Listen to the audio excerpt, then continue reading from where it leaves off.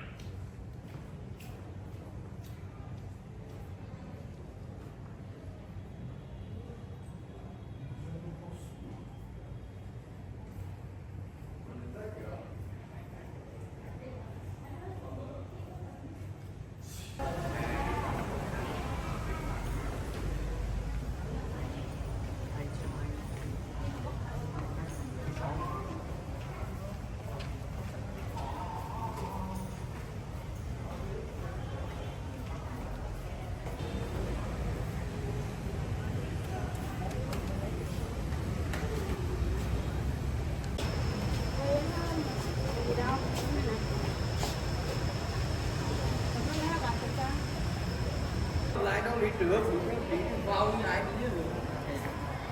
Đấy không?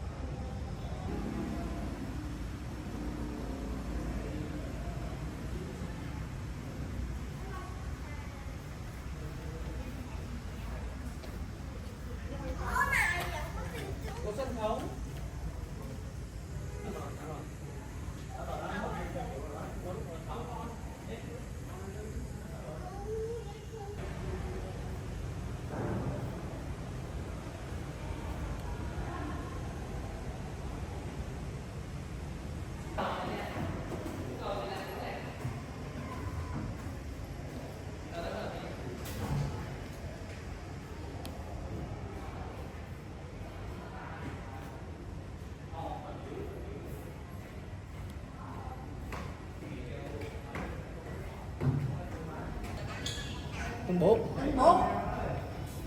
Tầng 4. Cái thang máy.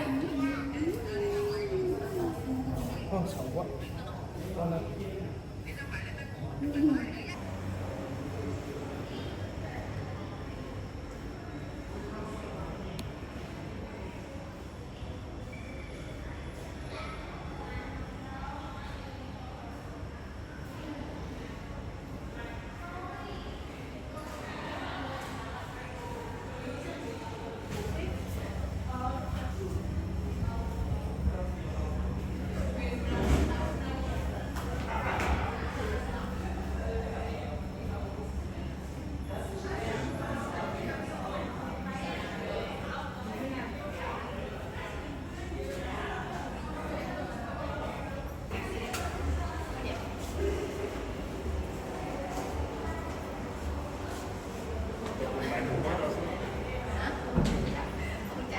Genau, weil alles so drauf langen, ist sehr rostig.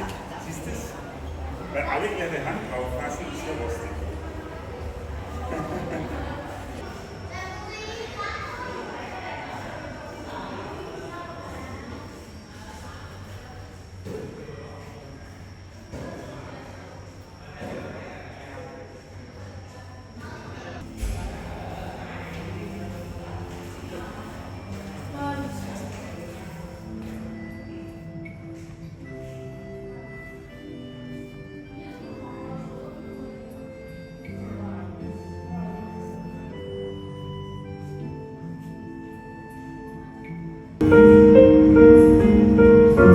Lịch sử Dinh độc lập.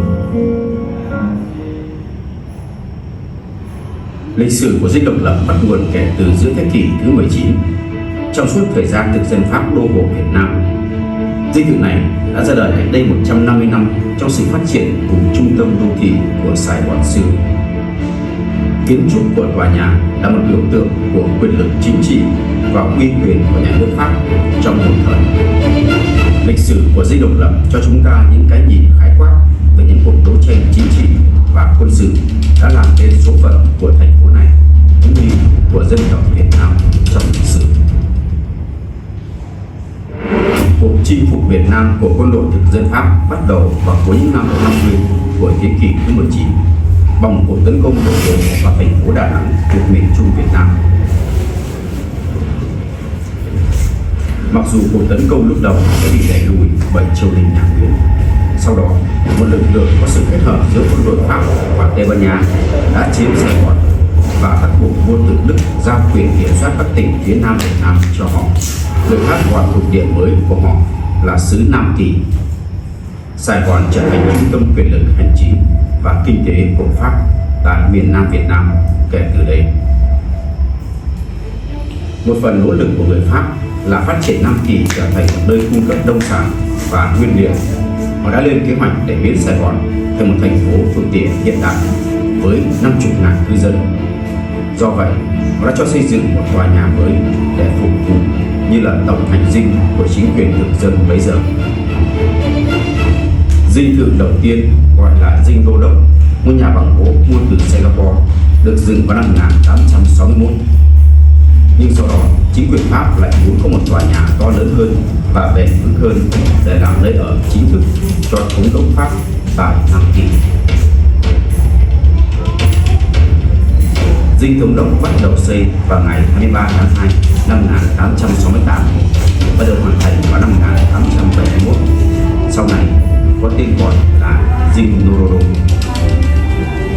Dinh thự được xây dựng ở vị trí đắc địa trên nền đất cao nhất ở trung tâm Sài Gòn.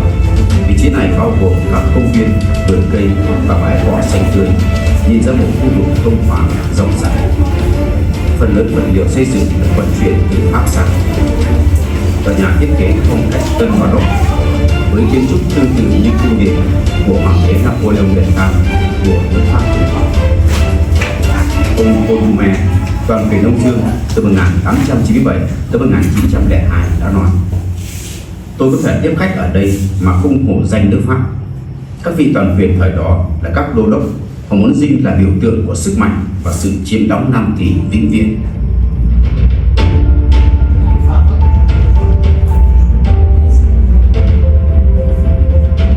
Dinh Đô Rome do kiến trúc sư Achille Antoine Emit thiết kế.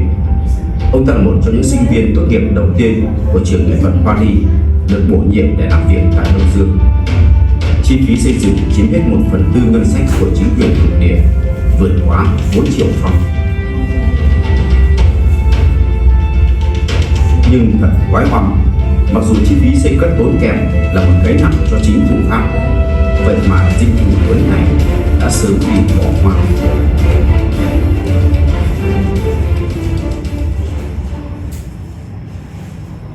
Vào năm 1887, sau cuộc chinh phục tiếp theo của Pháp vào Campuchia, cả miền Bắc và miền Trung của Việt Nam, thì Nam Kỳ đã trở thành một bộ phận nằm trong liên bang Đông Dương của Pháp, trụ sở chính đặt tại Hà Nội.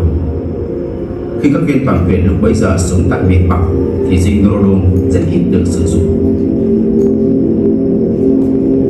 Vào năm 1897, toàn quyền Đông Dương Paul Boumet trong một chuyến công tác ghé qua dinh này và đã đưa ra nhận xét cảm thấy dường như nó bị bỏ hoang từ 10 năm trước.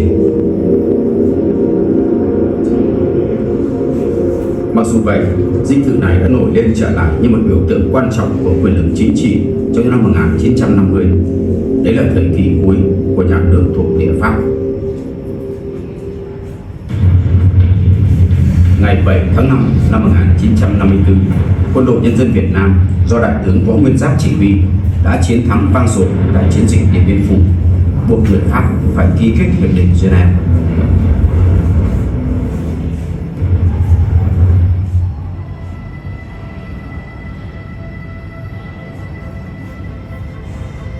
Theo các điều khoản của hiệp định Geneva, thì Việt Nam tạm thời bị chia thành hai khu vực, miền Bắc và miền Nam. Lúc này miền Nam do chính phủ Bảo Đại nắm giữ.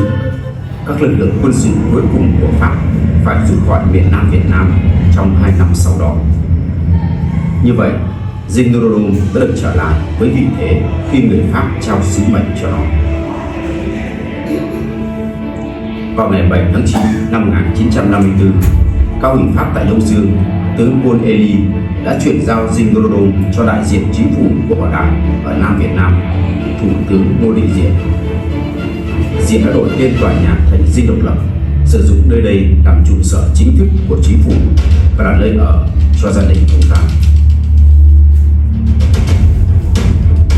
Tháng 5 năm 1955, chỉ vài tháng sau khi tiếp quản dinh thự này, tại nơi đây, Ngô Đình Diệm đã ra lệnh cho các đơn vị quân đội Nam Việt Nam tấn công Bình Xuyên. Đó là một thế lực xã hội lúc bấy giờ đang kiểm soát phần lớn địa phận Sài Gòn chợ lớn. Trận chiến kéo dài dòng dã 3 ngày đêm. Những khu vực lớn của Sài Gòn đã bị cháy trụi trong cuộc giao tranh. Và cuối cùng, quân đội của Diệm đã chiến thắng. Một vài tháng sau đó, Ngô Đình Diệm được sự hậu thuẫn của Mỹ tổ chức trưng cầu dân ý, phế truất vua Bảo Đại, tuyên bố thành lập Việt Nam Cộng Hòa do chính mình làm tổng thống. Những năm sau 1955, Ngô Đình Diệm đã hoạch định nhiều chương trình nhằm củng cố quyền lực và gia tăng tính hợp pháp của chính phủ mình. Dưới sự lãnh đạo của ông ta, với sự cố vấn của Mỹ, chính quyền Sài Gòn đã tạo ra một hiến pháp mới, thực hiện chương trình tái định cư người tị nạn với quy mô lớn và đưa ra các dự án phúc lợi xã hội mới. Nhưng Ngô Đình Diệm khăng khăng cầm quyền một cách độc tài và dựa dẫm nhiều vào các thành viên trong gia đình của mình như Ngô Đình Nhu, Trần Lệ Xuân, Ngô Đình Cận, v.v.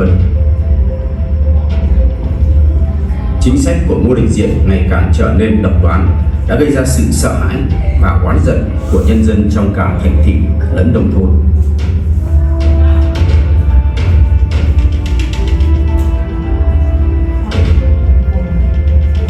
Đến nỗi vào những năm đầu của thập niên 1960, được sự ủng hộ của Mỹ, nhiều người trong các nhóm trước đây ủng hộ Ngô Đình Diệm đã quay lưng lại với ông ta. Ở nông thôn, Ngô Đình Diệm đã phải đối mặt với những cuộc nổi dậy của nhân dân do Mặt trận Dân tộc Giải phóng mới được thành lập ở miền Nam Việt Nam lãnh đạo, dưới sự hỗ trợ và chỉ đạo của Đảng Lao động Việt Nam và Chính phủ Việt Nam Dân chủ Cộng hòa. Vào ngày 27 tháng 2 năm 1962, phe đảo chính cử 2 phi công trong khu lực Việt Nam Cộng hòa là Nguyễn Văn Cử và Phạm Phú Quốc, sử dụng máy bay chiến đấu do Mỹ cung cấp ném bom và bắn phá Dinh Độc Lập nhằm lật đổ chính phủ. cánh trái của tòa nhà bị hư hại nặng nề, nhưng Ngô Đình Diệm và gia đình ông ta trốn được xuống hầm nên thoát chết.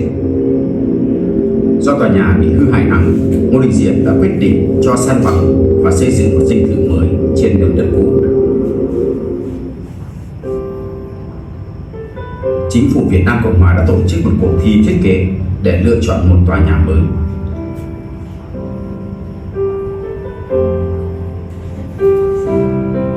Thiết kế được chọn do kiến trúc sư Ngô Viết Thụ chỉnh lên.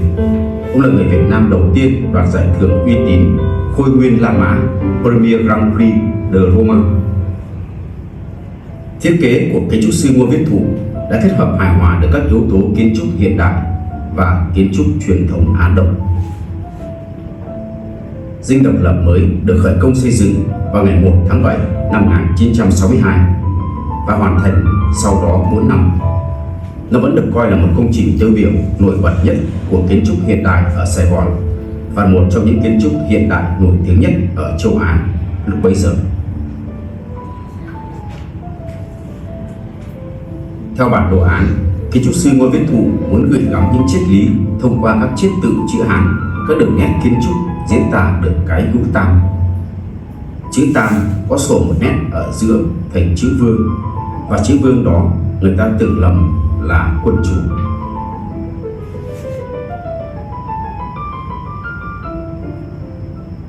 Nhưng mà cái vương đây là vương đạo, mà vương đạo không phải nói là tôn chủ.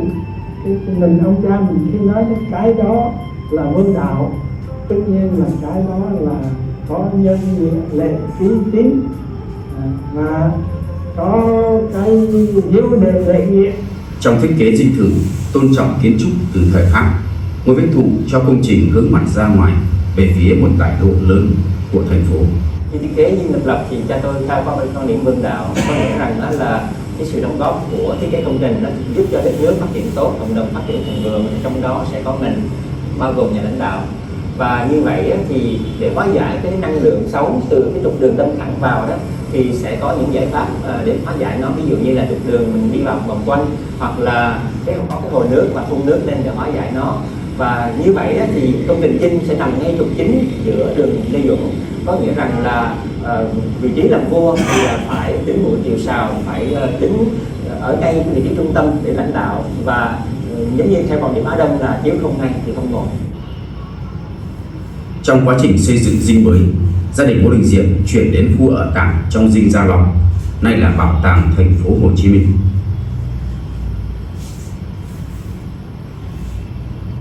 Vào ngày 1 tháng 11 năm 1963, trong khi dinh độc lập mới vẫn đang được xây dựng, một bộ phận quân đội Việt Nam Cộng Hòa dưới quyền của tướng Dương Văn Minh đã phát động một cuộc đảo chính quân sự chống lại Diệm. Ngô Đình Diệm cùng em trai cố vấn Ngô Đình Nhu đã bị một số binh sĩ trung thành với Minh bắt và bắn chết ngay ngày hôm sau, 2 tháng 11 năm 1963. Việc xây dựng dinh vẫn được tiếp tục với người thay thế Ngô Đình Diệm, ngay cả khi chiến tranh Việt Nam leo thang và quân đội Mỹ bắt đầu đổ bộ vào miền Nam Việt Nam.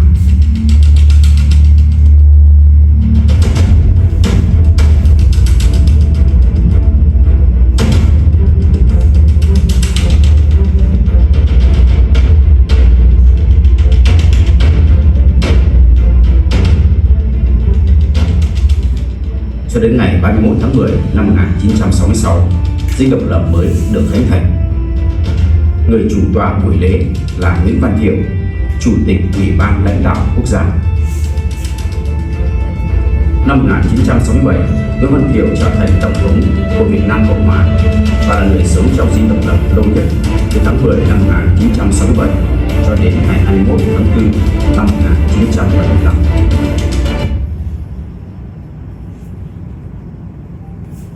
Đi thôi.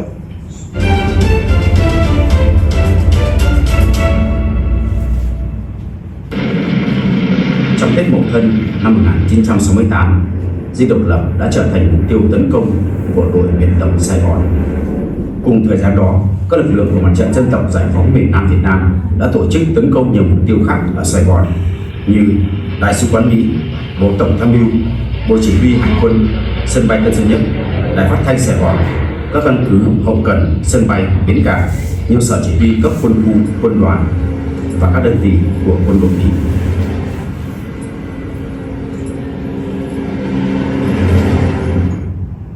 Tổng thống Việt Nam Cộng hòa Nguyễn Văn Thiệu khi đó đang về quê ở Phan Rang nghỉ Tết Nguyên đán, hoàn toàn bị bất ngờ, đã vội vàng trở về Sài Gòn để tìm cách chống trả.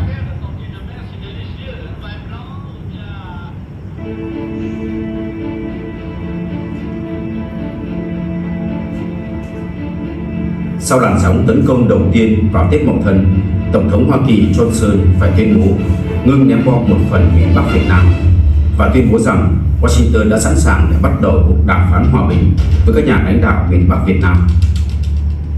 Johnson cũng thông báo rằng ông sẽ không tìm cách tái cử làm Tổng thống Hoa Kỳ.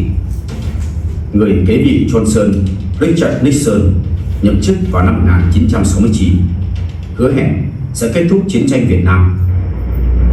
Nhưng trong khi Nixon giảm dần số lượng lính Mỹ ở Nam Việt Nam, ông ta đã phát động chiến dịch tấn công mới ở Campuchia và Lào để gây sức ép buộc chính phủ Việt Nam Dân Chủ Cộng Hòa phải nhượng bộ. Nguyễn Văn Thiệu phản đối mạnh mẽ việc ký kết một thỏa thuận hòa bình giữa Hoa Kỳ và chính phủ Việt Nam Dân Chủ Cộng Hòa. Ông ta lo sợ rằng một thỏa thuận hòa bình có thể dẫn đến việc giảm viện trợ của Hoa Kỳ cho chính quyền Sài Gòn và miền Bắc cuối cùng sẽ chiến thắng.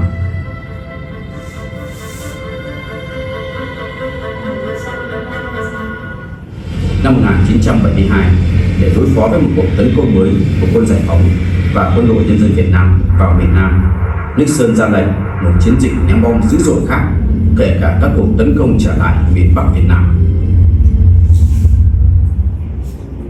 Vào mùa thu năm 1972, các bên thương thuyết Hoa Kỳ và Việt Nam Dân Chủ Cộng Hòa đã nhất trí về các điều khoản của một thỏa thuận hòa bình.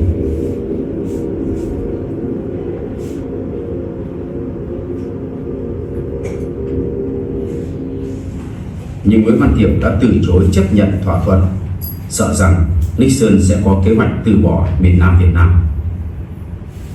Vào cuối tháng 12 năm 1972, trong một nỗ lực thuyết phục Nguyễn Văn Thiệu về cam kết của mình, Nixon đã mở chiến dịch Linebacker 2, sử dụng hàng trăm máy bay ném bom, thả hàng chục ngàn tấn bom xuống Hà Nội và các vùng phía Bắc. Cuộc leo thang lần này đã tàn phá nặng nề Hà Nội và miền Bắc Việt Nam, nhưng cuối cùng đã thất bại. 81 máy bay Mỹ bị bắn rơi, trong đó có 34 chiếc B-52. Chiến dịch đánh bại của không kích Hà Nội này đã được mệnh danh là Điện Biên Phủ trên không.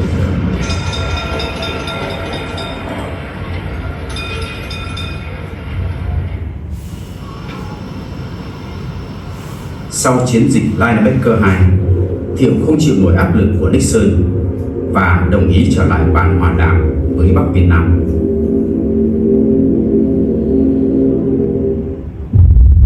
Ngày 27 tháng Giêng năm 1973, Hiệp định Hòa bình Paris được ký kết giữa đại diện chính quyền của bốn bên Hoa Kỳ, Việt Nam Dân Chủ Cộng Hòa, Chính phủ Cách mạng Lâm thời Cộng hòa miền Nam Việt Nam và Việt Nam Cộng hòa. Theo thỏa thuận, Mỹ phải rút quân đội hoàn toàn ra khỏi miền Nam Việt Nam. Quân giải phóng vẫn ở vị trí hiện tại của mình. Các quyền dân tộc cơ bản của nhân dân Việt Nam được đảm bảo. Việt Nam là của người Việt Nam. Radio and television time tonight for the purpose of announcing that we today have concluded an agreement to end the war and bring peace with honor in Vietnam and in Southeast Asia. Sau khi Mỹ rút quân khỏi Nam Việt Nam, các cuộc giao tranh giữa quân đội của chính quyền Sài Gòn và quân giải phóng ở Nam Việt Nam vẫn tiếp tục diễn ra.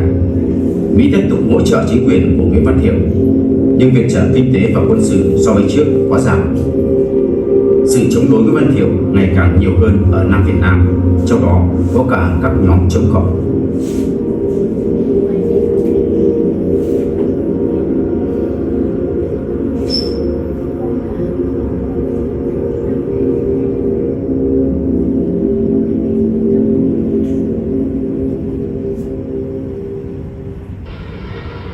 Chính quyền Nguyễn Văn Thiệu không thể giải quyết hàng loạt vấn đề chính trị, kinh tế, xã hội phức tạp nảy sinh sau khi quân Mỹ rút.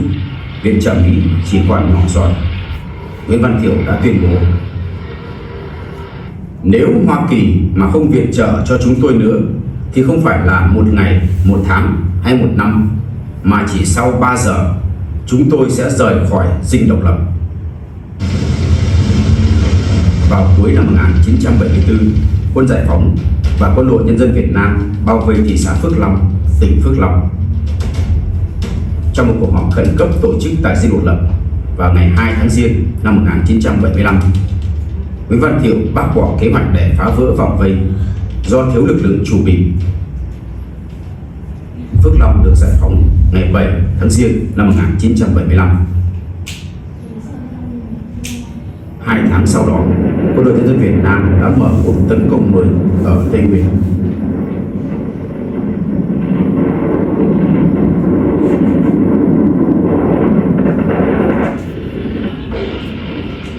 Lúc 8 giờ sáng ngày 8 tháng 4 năm 1975, dinh độc lập bị rung chuyển bởi một loạt bom từ máy bay chiến đấu F-5E của Không lực Việt Nam Cộng hòa. Người phi công đã thực hiện nhiệm vụ đánh bom này là Nguyễn Thành Trung, Trung úy Không lực Việt Nam Cộng hòa, tình báo viên của Chính phủ Việt Nam Dân chủ Cộng hòa, đảng viên Đảng Lao động Việt Nam. 2 tuần sau, vào ngày 21 tháng 4 năm 1975, Nguyễn Văn Thiệu tuyên bố từ chức trên truyền hình Sài Gòn khi các lực lượng Quân đội Nhân dân Việt Nam và Quân Giải phóng tiến đến thành phố gần hơn.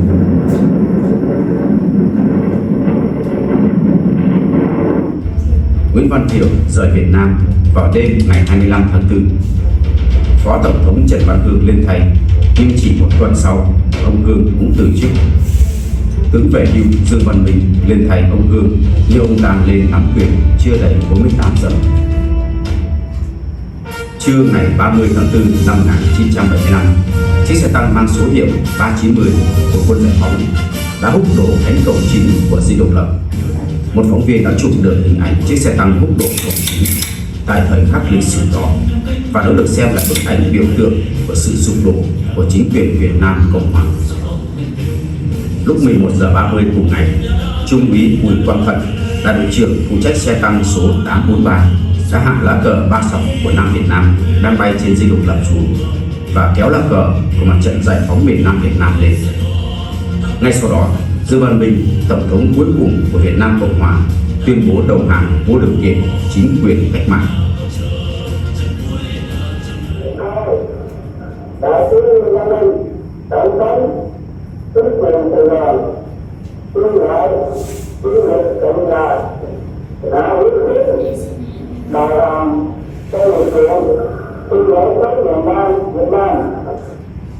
Vào tháng 11 năm 1975, dinh độc lập là nơi tổ chức hội nghị hiệp thương chính trị thống nhất hai miền Bắc và Nam Việt Nam, và nhiều sự kiện lịch sử có ý nghĩa to lớn diễn ra tại đây.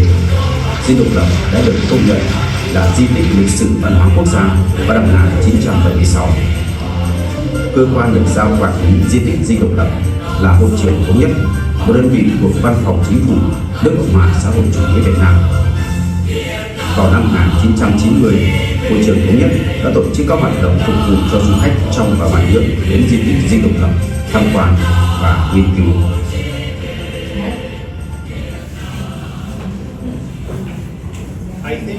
Tôi nghĩ rằng ngày hôm nay, khi du khách đến dinh độc lập, họ có thể biết được nhiều điều về dinh này vào thập niên những năm 1960, 1970 như thế nào. Trong tương lai, tôi nghĩ dinh độc lập sẽ có cơ hội để tạo ra nhiều trưng bày liên quan đến lịch sử thời kỳ đầu của nơi đây, cũng như về sự hiện diện của dinh thự này trước thập niên 1960.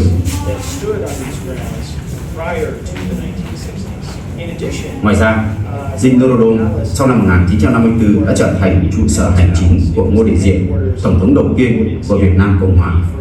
Vì vậy, đó cũng là một lịch sử rất thú vị và hấp dẫn cần được khám phá giai đoạn 1954-1960. Ngày nay, dinh độc lập là một địa điểm tổ chức các sự kiện, các hội nghị quan trọng của lãnh đạo Đảng và Chính phủ Việt Nam, là nơi tiếp và chiêu đãi các nguyên thủ quốc gia của lãnh đạo thành phố Hồ Chí Minh và một trong những điểm tham quan hấp dẫn nhất của thành phố Hồ Chí Minh nói riêng và của Việt Nam nói chung. Mỗi năm thu hút hơn 1 triệu lượt khách Việt Nam và nước ngoài đến tham quan. Từ dinh đô đốc, thống đốc, đô đô dinh độc lập, và qua các thời kỳ đến sau ngày giải phóng thì nó đều gắn với cái sự kiện trọng đại, mà đặc biệt là nó thể hiện cái biểu tượng của hòa bình, của thống nhất, độc lập dân tộc. Chúng ta thấy trước đó thì cái cuộc kháng chiến chống Mỹ cứu nước cũng đã có nhiều cái sự trận đánh để mà nhắm vào đây để được giải phóng miền Nam, như là Mậu Thân và các cái sự kiện khác. Đặc biệt là là kết quả của chiến dịch Hồ Chí Minh lịch sử. Đây là cái báo hiệu cho lịch sử Việt Nam sang một cái giai đoạn mới, nghĩa là dinh độc lập nó chứng kiến một cái khoảnh khắc lịch sử, một cái sự kiện trọng đại, chuyển từ một cái giai đoạn chiến tranh sang một cái giai đoạn hòa bình độc lập, cho nên nó rõ ràng dinh độc lập là biểu tượng hòa bình. Thế thứ hai là dinh độc lập ở đây sau chiến thắng không bao lâu thì đã diễn ra cái sự kiện là hiệp thương thống nhất đất nước về mặt nhà nước, và từ đây là rõ ràng đất nước ta đã liền một giải trên tất cả các lĩnh vực chính trị, kinh tế, văn hóa, xã hội, an ninh quốc phòng và pháp lý. Tháng 8 năm 2009, Thủ tướng Chính phủ nước Cộng hòa xã hội chủ nghĩa Việt Nam đã ban hành quyết định công nhận di tích Dinh Độc Lập là di tích lịch sử quốc gia đặc biệt.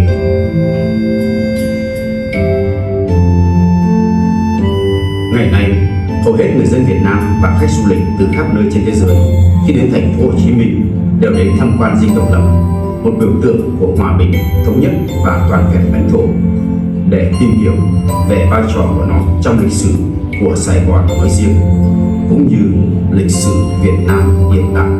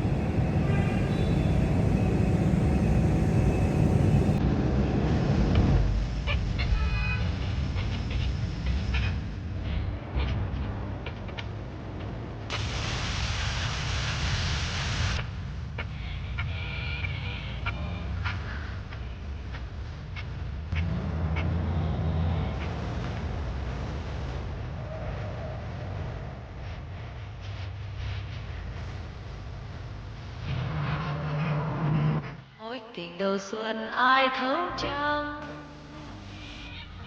lòng tha thiết buông theo tiếng đàn đưa đời ai chân sống trong mộng đẹp ngày xưa.